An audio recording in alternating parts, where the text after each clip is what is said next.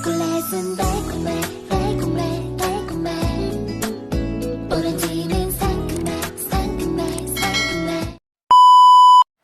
Hi guys! Welcome to my vlog. Ang aking luto ngayon ay ampalaya with salted egg. Diba? Ang sarap. Salted egg guys. Ikikisa mo muna yung salted egg. Tapos, lagyan mo na yung ampalaya. That's it. Lagyan mo ng sibuyas dahon. O diba? Magasarap.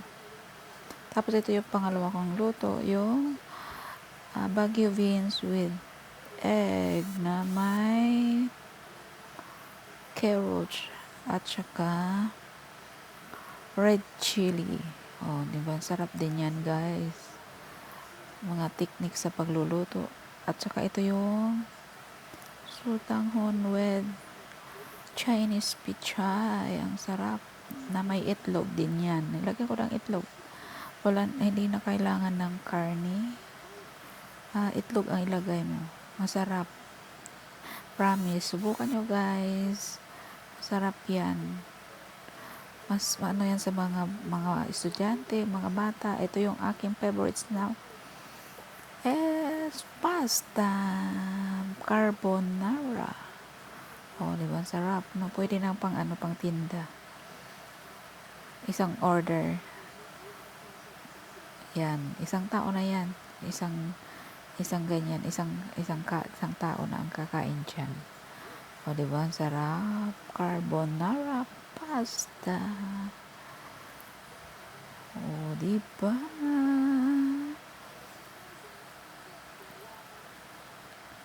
Mapapawaw ka sa sarap. Yung may mga ano dyan, yung mahilig sa mga luto. Yan. Yan ang favorites ko, pasta carbonara.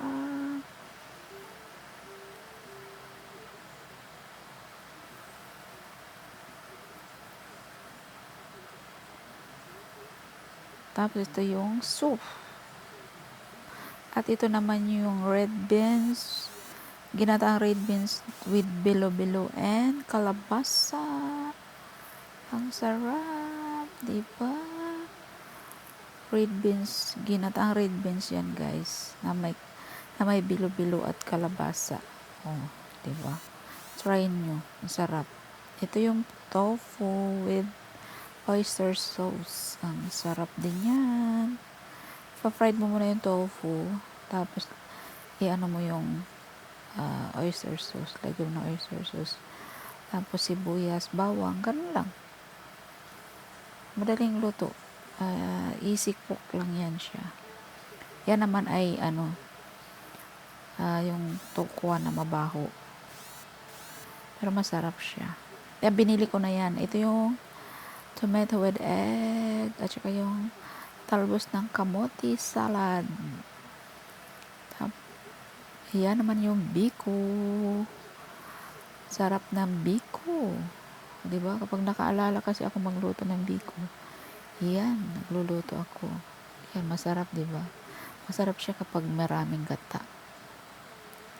Tapos, ang gagamitin mong yung brown sugar. Para brown siya.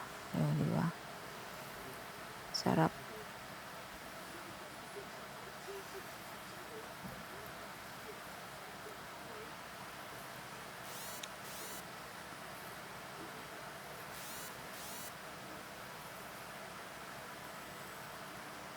Yan yung donut. May ibang flavor. Yan, may strawberry chocolate, marshmallow. O, diba? Marshmallow, strawberry, chocolate. Yan, iba-ibang flavor. Diba? Sarap. Nakakatakam ang mga luto. Yan naman yung hipon na niluto ko lang sa wine at saka asin bitchin. Yan lang siya, guys. Madali lang siya lutuin. Ayoko ng maraming sahog-sahog. Pag ganyan kasi first siya eh. Luto ko lang siya sa asin bitchin to wine. Yung rice wine rice wine. O, diba? Sarap. Ayan naman yung adobong itlog. O, diba? Yung mga mahilig sa itlog, pwede nyo rin adobo. Pwede nyo rin halo yan sa karne, na adobong karne. Adobong baboy, o kaya adobong manok. Lagyan nyo yan ng itlog, adobong itlog. O, diba? Sarap! Ito naman yung chicken na ibang klaseng pagluto ng chicken. Yan naman yung boiled chicken, yung buo siya. Luluto lang siya sa ibo-boiled lang siya. Tapos yung brown naman, yun siya, yung parang ano ba tawag doon sa atin? Inihaw. Yung inihaw na parang inasal, ganun siya. O, diba? Yan puti, yan, boiled lang yan siya. Boiled. Tapos yung yung brown, yan. At ito naman yung aking favorite na sabaw, lauwi, na may pritong isda. At tapos may stream, may hipon. O, diba? Sarap. Kompleto na ang ating pagkain. Meron ng sabaw. Ayan naman yung may century egg at tofu with dry pork. Nilagyan ko ng oyster sauce, pampalasa. Yan yung masarap. Yung iba hindi na gusto yung century egg kasi amoy panghi. Pero masarap siya. Promise guys, try nyo. Ang sarap. Kahit papakin mo lang yan, wala na kanin-kanin. Sarap talaga, promise. Diba? Gustong-gusto ko yan. Yung yan. Ito naman yung aking fried fish. Yan yung fried fish ko. Ang sarap ng isda, diba? O, pag ganyan, yan masustansyang isda. Masustansyang isda. O, diba? Masarap. Minsan din guys, kumain din tayo ng mga fried ng isda. Hindi na lang lahat karne. Kaya tayo ng isda, gulay, karne. Hindi mawala yung karne. Kasi yung karne, kasi yung pampalakas. Yung para sa ba natin.